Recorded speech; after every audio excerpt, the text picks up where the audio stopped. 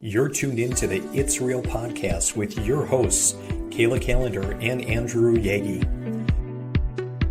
Each week, we'll talk about what happens behind the scenes working full-time in real estate and share with you real-life stories, our successes and failures as we work to help consumers and industry professionals reach their real estate and real-life goals. Here we go. It's episode 58 of the It's Real podcast. I'm Kayla Callender, and I'm a mortgage lender. And I'm Andrew Yagi, and I'm a real estate agent. Hey, Kayla. Hello, Andy. How are you today? I'm doing really good. It's another busy week. You know, we've seen some cooler temps. Fall's kind of here. And sugar beet harvest is in full swing for those of us who farm a little bit as well. And things are going really well. Good. I always remember when I was in volleyball in the fall, I remember being on the bus and I always knew it was fall and beet harvest because of all the mud on the highways. And my mom would be like, be careful. That's what I always remember about beet harvest.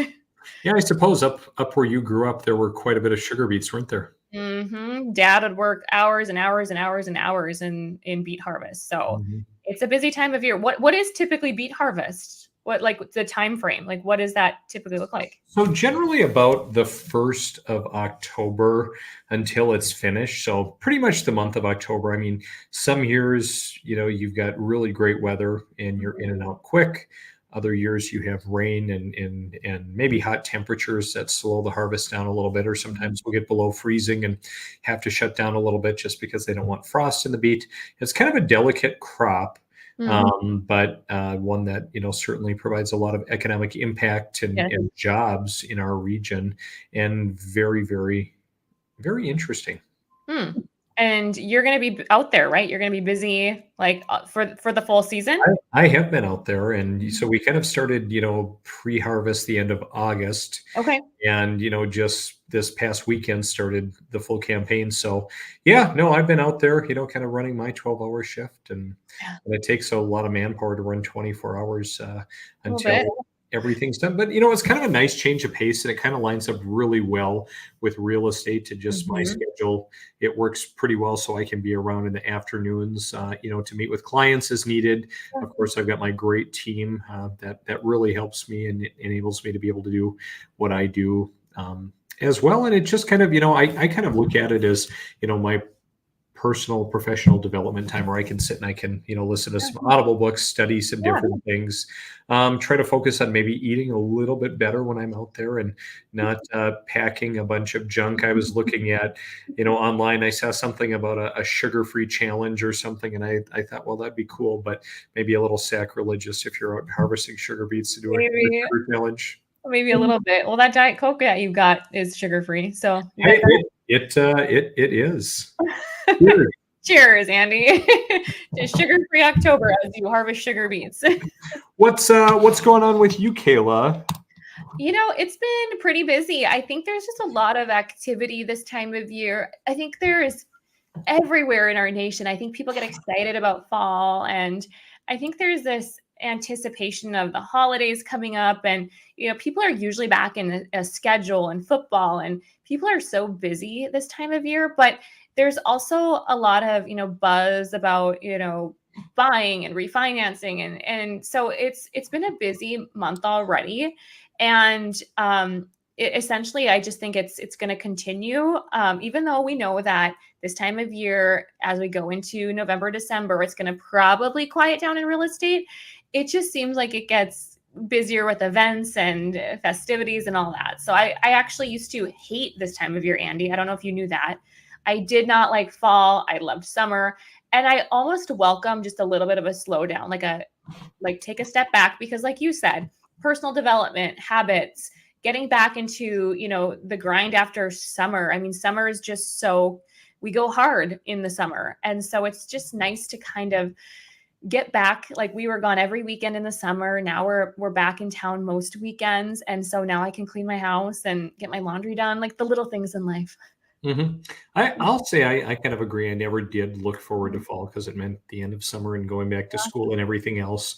However, you know, now having kids, and I mean, it's great to have some time during the summer to kind of, you know, do things with them, but I Yeah. really love the routine and everything. And I really love the four seasons that we have too. Mhm. I can't imagine, living other places that don't have that. I think there's just a lot of beauty, and it's really pretty awesome. Yeah, I was commenting on someone commented on my TikTok today.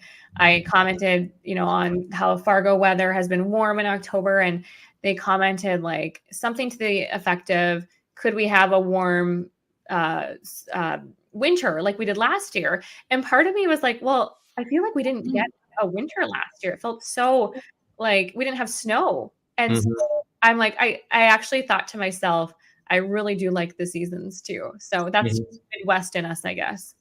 Kayla, you referenced rates and refi a little bit, and Mhm. I had seen something online. It looks like you have a little bit of I don't know if you're going for the Halloween vibe, a spooktacular refi, refi rate special. I should have put that on there. Yeah. So in the month of October, we have a special for cash out refinances. So a lot of people don't know the difference. What's a cash out refi? What's a refi? So it's pretty simple.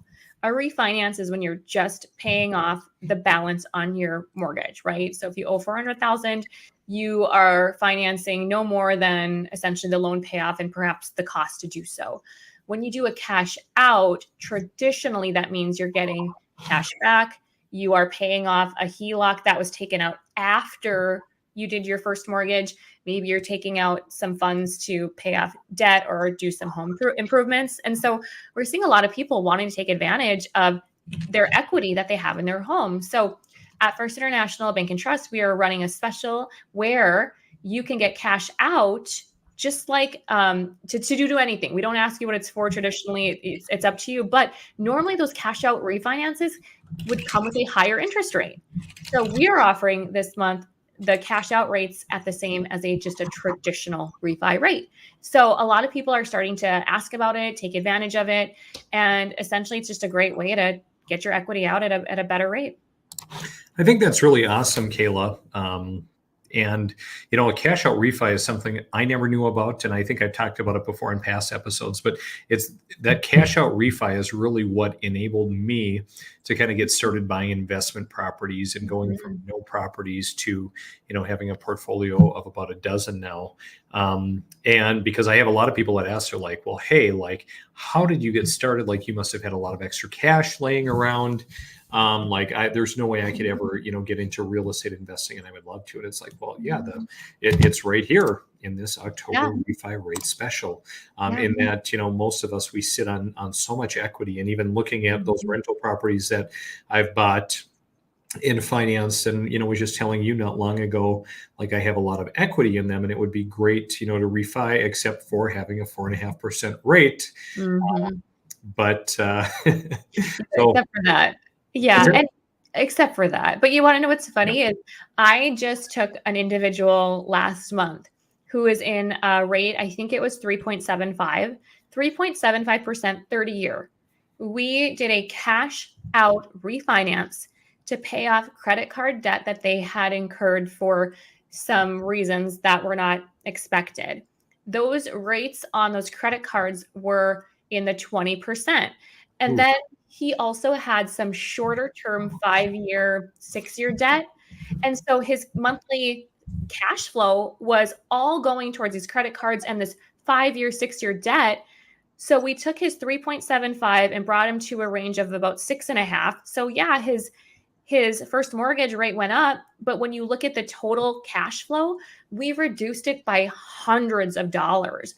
And so even going from a 3% to 6% rate, it really depends on everybody's scenario, because Sure. if you just look at the cash flow, sit down with the lender and have them go through and say, okay, by going to a higher rate, yeah, your payment's going to be more, but when you're eliminating $1,000 worth over here and combining it all in one, you would be shocked to see how many people actually are going to spend so much less by doing that. Mm-hmm. Yeah, for sure. And that's the thing that I love about you, Kayla. And I know there are a lot of great lenders out there. And I know that, because I don't interact with these other lenders, like we interact, I don't know all of these stories, but I really, I don't know how many lenders, really take the time to sit and look at the big picture with people and really dig deep like this. It takes time, right? Like a lot of times lenders may not take the time just because might think, well, it's not worth it for me right now. Like they can't do anything now. When someone is not approved to buy a home today, I am not saying, hey, you're not approved. Check in a year. We're setting up a plan of action. Like you're not approved today for what you want to obtain. How do we get you there? Here's a 60-day, 90-day, 6-month, whatever it may be, plan. Same with a refi. Same with, hey, Kayla, I'm selling my house and I'm buying a new one. Instead of dumping all the proceeds into the new one, how do we strategize? And it takes time. And so if a lender sees you as just a transaction, they're probably not going to take the time. But if they do see you as wanting to add value, they're going to take the time. And so a lot of lenders maybe might not be educated or just don't want to take the time, or they don't think about it. But our clients, our consumers deserve that because they're not being taught that in school or college. And they're getting a lot of information from YouTube that may or may not be correct. It's our job to educate. Mm-hmm. Amen. I love it. And it goes hand in hand with helping people reach their goals. And that's what I always say. And sometimes with clients, that's the fun thing about, someone coming in with a problem or, with a dream, or even I still really love Kayla, best and I have some people that say, well, my goal is really to go and just sell $1 million lake properties. And okay, those are really great. Like, yep, we all love selling those, but really what's most meaningful is helping people get into housing. Who don't think it's possible. And by sitting down and taking the time and investing in them when a lot of other people say, I'm not going to waste my time, and then helping them reach their goal. Kayla, just the other day, we talk about sugar beets. I was out hulling beets and I was driving and I hopped out of the truck with our side dump truck that basically has to get tipped on its side, and I give the guy working the piler my ticket, and he looks at me and he said, "Wait, are you that real estate agent?" No way. I said, "Yeah, I am." He said, "You helped my son buy a house." He said, "Thank you so much." So even though sometimes it's easy to feel like, okay, there are some pieces of this that is transactional in nature, I really love building relationships with people. And then again, just hearing, how much, a home has impacted, someone in their family. That's really meaningful. I love that. And I always tell people too, you don't know, if someone just meets me for the first time or meets you for the first time, Andy, they don't maybe know what to expect. How do they know what they're going to get? I tell people, go Google me, go look at reviews. Like I can put a post up all day that says, look at what someone wrote about me, and I could create it and, make it look pretty. But if you go right to Google, you're going to find out about how everyone works. So, it's I know it's scary taking that jump for clients, but that's where my heart really just bursts is when I see people leave reviews and share how we helped, because maybe they don't share at that moment, but when they do, gosh, that's why we're in this business. Right. I was doing just that, Kayla. I was Googling you and seeing what I could find. And so you have quite a presence, 43 Google reviews, 35 on Facebook, and look out. Lots of stuff out there. And I was Googling me and yeah, everything looks pretty good too. But I do the same thing, Kayla. I tell people, hey, go check us out online. And I always tell potential clients, like it's so important. Who you work with is so important, especially like we've talked statistically in the past. There are a lot of agents, there are a lot of mortgage lenders.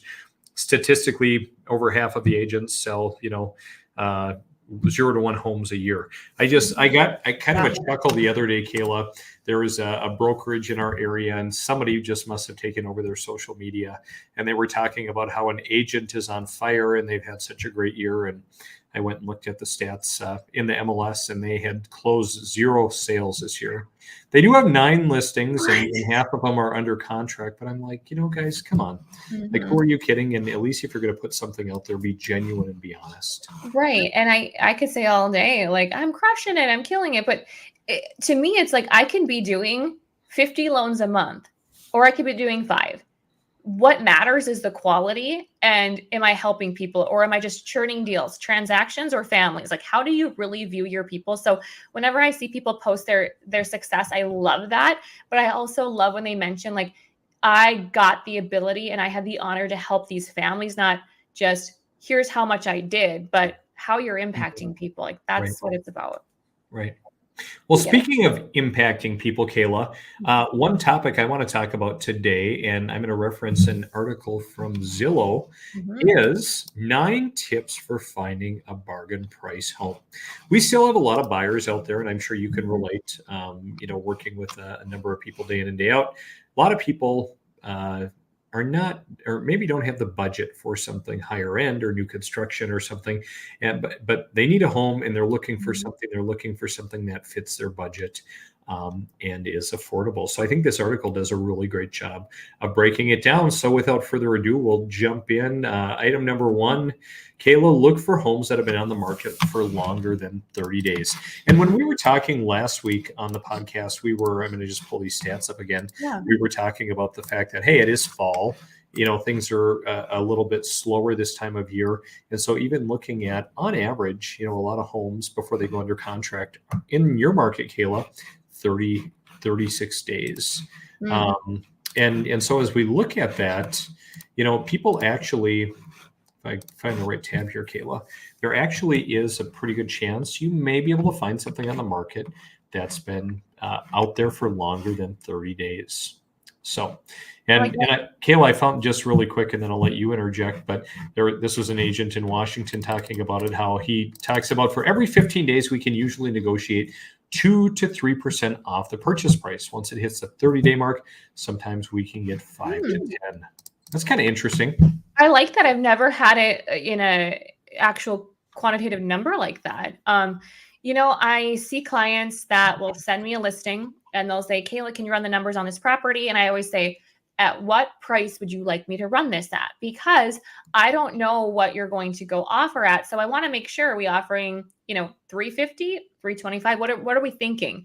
And what I constantly notice, as you do too, is if it's on the market for a day or a couple days, we're at purchase price, we're over asking, but every single time it's been on the market for about that 30-day mark, they know I'm probably going to be able to get a deal. And I love this. Once it hits the 30-day mark, sometimes we can negotiate 5% to 10% off the price. Is that what it's like around here? It might be at every, region or city is different, but what's it like in your area? I think it really depends. It depends, of course, on the motivation of the people out there. So, Mhm. like, I have some sellers right now that need to sell in order to buy. They've got another house under contract. They're a little bit more motivated. I've got another Mhm. seller that, hey, they did a major renovation on a home and they have a certain income objective in mind.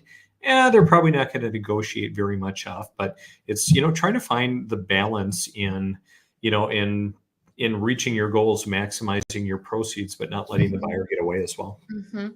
Well, I think it's important too that, when you are deciding what to offer on a home, you are talking with your lender about what does this look like if I go 5 grand over? What if I go 5 grand under? And I think one rule of thumb that we talked about before, but I'll mention it again, is for every, it depends on the interest rate at the time, of course, too, but for every about $1,000 that you offer above or below, it impacts the monthly payment by about $6, maybe $7. So when I have clients, I've got a client right now, he was going to put 7% down. We're going to do 5% down. And the amount of money that it impacted their monthly payment, they were like, wait, what? That's it? I could use that extra money to just save or to invest or whatever it may be. But in the end, it's usually not a huge difference when you're spreading that amount over 360 payments, which is 30 years. Right. Absolutely. Mhm. Caleb, pro tip number 2 on this list, stay away from turnkey homes and extreme fixer uppers. So, Mhm. turnkey or new construction, obviously Mhm. probably commanding pretty top dollar. You also probably don't want, to look at that extreme fixer upper. We've had a few properties here lately that, Mhm. have been just really, really rough. And there are some buyers out there for a property like that, and some that, do have the wherewithal and the desire and the skill to do that. But this just talks about finding the homes kind of right in the middle. Kind of like a Goldilocks and the Three Bears, not one that's too hot, not one Mhm. that's too cold. Find the one that's just right, and go to work on it. We'll call that the Goldilocks method, Andy. Absolutely. I like it. Kayla, do you want to talk about point number 3? Yeah. So obviously, lower priced alternatives to traditional single family homes. So when you are looking, this article talks about It says, sure, a single family home with a yard is the official American dream. Gosh, I can't tell you how many clients, Andy, did not make offers on homes if it didn't have a fence even. Wow. Which I get though, if they had, dogs and what have you, I had one even ask the seller to build a fence before they bought. But anyway, it says, thinking about multifamily homes that allow you to split the homeowner costs with others. So yeah, team up with somebody else for the mortgage. Can you add a co-borrower? I love this comment about a duplex ability. Yes, you can purchase a home and rent out the other half, or not the other half, the other unit. There are ways for you to reduce your monthly expenditure if you split the cost. And this talks about you could buy a duplex or triplex, live in one of the units, and rent the others out. So some clients, again, when inventory was a little bit better, we saw this a lot more, but clients would rent out one of the units. So it wasn't as much of a financial impact to them because they had the cash flow. So that is something that you could absolutely consider. And we see it often in a higher inventory market. Absolutely. Wise words. Pro tip number 4, look for homes with less desirable features. So this talks about, and I can relate, being in a neighborhood where there are several cemeteries. So you might not want a 1960s split level with a galley or a cemetery, or being by a busy road. But hey, you might be able to get a better deal on these houses, Kayla. I think of a couple in our community where they were maybe on a busier, kind of side street close to a school.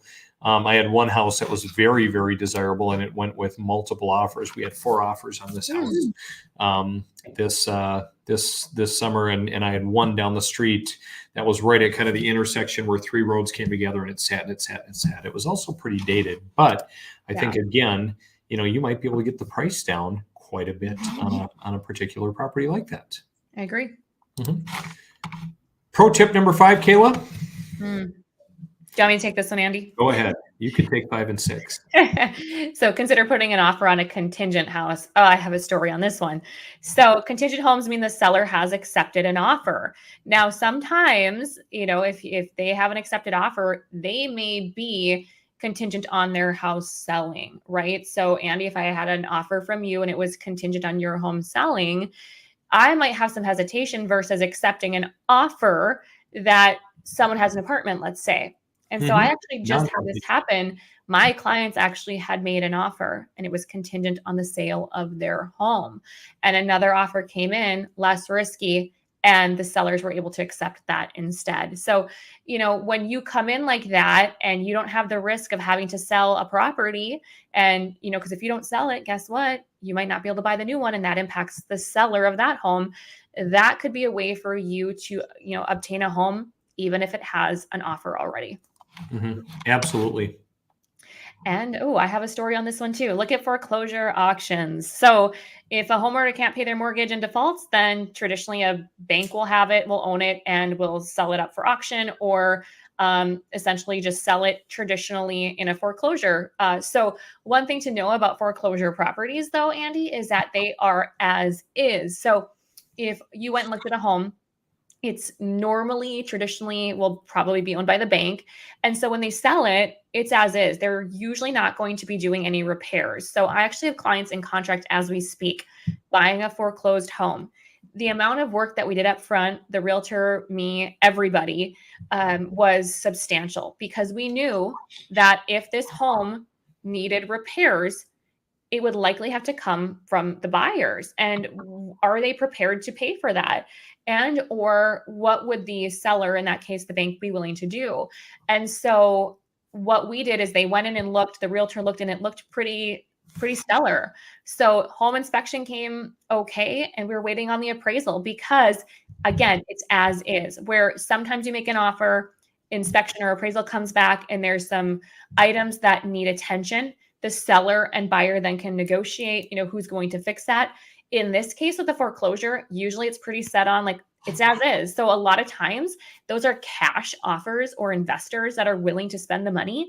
But these clients got a great deal on this property, saving thousands in the purchase price. So it can really work for the right people.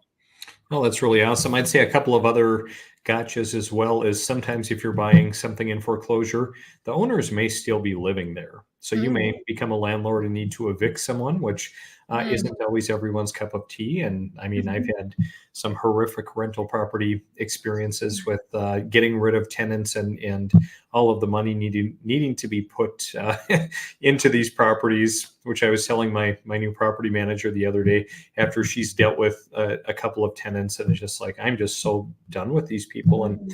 said, "Yep, I'm with you, but like nothing phases me anymore. I've got my eye on the prize. I'm looking down the road at the long-term The long appreciation game. on the properties and whatever." But the other piece, Kayla, in Minnesota, if you get foreclosed on, and let's say the foreclosure is totally done, you have a 6-month right of redemption, meaning that I could get foreclosed on, have to get out of the house, and up to 6 months from now, I could come back and redeem myself.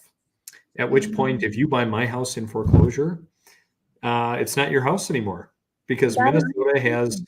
ridiculous rules Mm. protecting, that definitely side with tenants and homeowners who don't pay their mortgage. That is crazy. That is insane. I wonder if there's any like wild stories out there about that. I'm sure there Oh, are. I think there are. The only time the 6-month right of redemption doesn't apply, it can be accelerated, I think, to 30 days if you can prove the home was abandoned and that they left Uh, it. how But do you otherwise, how do you determine that? Like how to like, hey, like I think surveillance in a sense, and you have yes. to be able to show that, hey, this house is vacant, change the Mhm, locks and kind of and do your due diligence. So if someone came mhm. back and tried to say, hey, I'm going to redeem this, and say, no, you abandoned it and you went Darn. back. So Yeah. Oh, crazy.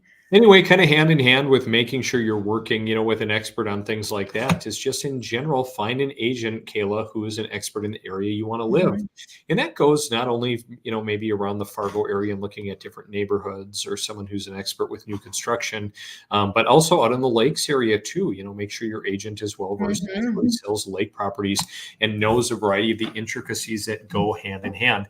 I had a really bad experience a couple of years with a lender, Kayla, on Lakeshore, in that we had the property under contract and we weren't going to close for 3 months. And so the lender didn't put a title work order in. And Lakeshore can be really notorious for title issues, especially with, Mhm. needing quiet title actions, something to be resurveyed, just screwed up legal descriptions. And so because this lender, and this was a type who's, kind of a financial advisor that, just kind of works through UWM, doesn't really do mortgage like you do full time, that kind of screwed up and actually ended up causing the clients to spend more money. So again, make sure you have an expert agent, an expert lender as well, and kind of hand in hand, Kayla. Number 8, understand that the highest offer doesn't always win. I Mhm. think you can probably attest to that. Yeah, oh my gosh. It's crazy to me how sometimes that's all we look at is what's the highest offer, like what's the cheapest route. You get what you pay for. I mean, it kind of just goes hand in hand with anything in life. But a lot of times when my clients, not a lot of times, usually every time my clients make an offer on a property, let's say, Andy, you're the listing agent. Let's pretend you don't know who Kayla Calendar is. You have a letter that has that these clients are approved through Kayla Calendar. And how does Kayla work? Because as the listing agent, your goal is to sell that house, have happy clients. And so I will always pick up the phone and call the listing agent and tell them that the clients are fully approved. I didn't take a verbal pre-qual. I didn't just, write down what they make. We actually review financials, view credit, run automated underwriter. And by calling that listing agent, that allows them to feel like, okay, I know Kayla, I've heard of Kayla. Maybe they Googled Kayla. I feel good about this, but maybe my offer with the clients and their agent is $5,000 less.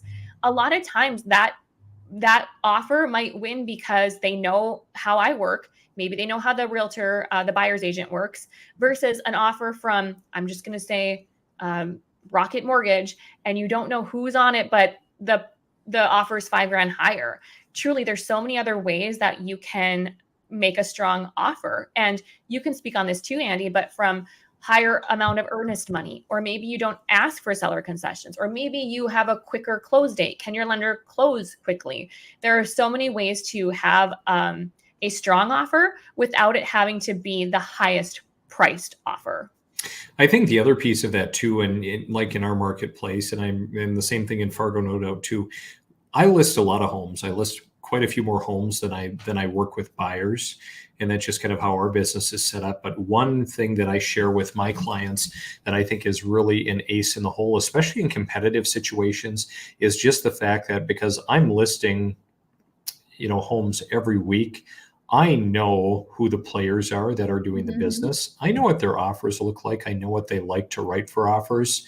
And so I kind of know kind of what their game plan looks like. So if we know what other agents have shown the houses, and we might not always know who's offering, but we have a pretty good idea, we can kind of use that to our advantage, to kind of help us win. And if people do work with me and they listen, and hey, we're not going to win all the time, but by and large, we're going to have a pretty good chance and be quite successful. And I think it's important to know like who you're working with, not just who are you being represented by, but like who else is involved in this transaction that maybe you can't help, or as a listing agent, you can help by accepting an offer by someone that you know, like, and trust too. You know how they get the job done.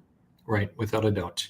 And Kayla, our ninth and final pro tip, which I think is definitely your wheelhouse, don't forget to explore government-sponsored loan programs. Amen. So, there's many programs out there for not just first-time home buyers, but repeat home buyers. In North Dakota, you can be a repeat buyer and still get down payment assistance. So it's important that you work with a lender that gives you options. Sometimes, Andy, I might have 3 options for a client, and I know that probably 2 of them won't be for them, but I'm going to explain it to them because I don't want clients to come and say, hey, Kayla, I heard of this program. Why didn't you explain it to me? I want to at least give a client an opportunity to explore it. So with government or bond programs, there are ways you can get a lower interest rate. There are ways you can get down payment assistance. And in reality, I mean, we're looking at sometimes rates of a difference of 2% versus traditional. So make sure that you're working with a lender that if it's in that state, that they have the ability to finance those types of programs, because it could save you thousands and or be able to allow you to make a higher offer because it's not going to hit you so hard in your payment due to a lower rate. So the moral of the story is make sure you work with a lender that has bond programs in the state that you're buying and just explore it. Yeah, I really love that. And I love when, lenders direct individuals, to products like this. And I have people that come to me all the time and they're like, well, hey, you know what? I just want to look at this house. I don't know what I might qualify for. And I always tell them like, hey, before we look, you're going to connect with a lender. If you don't have someone, let me refer you to a really great lender and look at the programs, because you might qualify for, like you say, some down payment assistance or a really great product that, might allow you to get into a home for little to nothing down. One of the tough things I see is we've seen even, some agents still, and I know, some of these products have kind of a bad rap at times, for, tougher appraisal standards. And obviously it's been more challenging, in the post-COVID era, competing against a conventional loan or cash. But I think people are using these products a little bit more, because there's less competition. But I'm still seeing, some agent negativity, like, oh boy, FHA, like, can't they do, a different type of loan? Is that all they can afford to do? And well, it's like, well, hello, when the people that are selling the house bought it, they bought it VA. Like, come on, like, this is a solid house. So I still feel like there's that unfortunate stigma with, some of the less educated people out there. I'm glad you bring that up, Andy, because I felt that a lot too. Is I get a lot of pushback, and I don't even want to say pushback, but questions like, can't we go conventional? It isn't always in the client's best interest to go conventional. I had a client, actually 2 in the last week. They've come to me and said, hey, my realtor says I should go conventional, which I understand. Let's talk about it. But that's why I prep my clients at the beginning. We're going FHA for this reason, because, Andy, if they have higher amounts of debt, FHA can be better because it allows that flexibility. If they have a lower credit score, they're going to be able to see more competitive interest rates for FHA because they're not getting penalized as much versus conventional.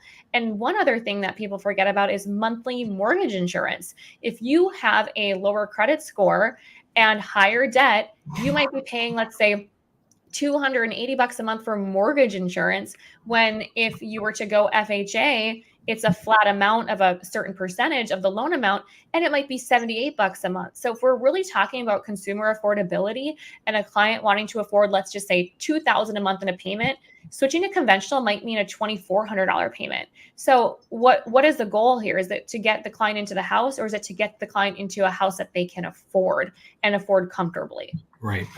Absolutely. I love that. And I love the options, and I love the lenders like you, Kayla, that are willing to take people down that path. And so I think that puts a wrap on our 9 tips for finding a bargain price home. And as always, if anyone has a question, is looking for a home, wants to talk scenarios, reach out to me, reach out to Kayla, or your agent or lender of choice. There are a lot of great options out there, I think, for just about anybody, Kayla. So, again, we're really passionate about helping people reach their goals.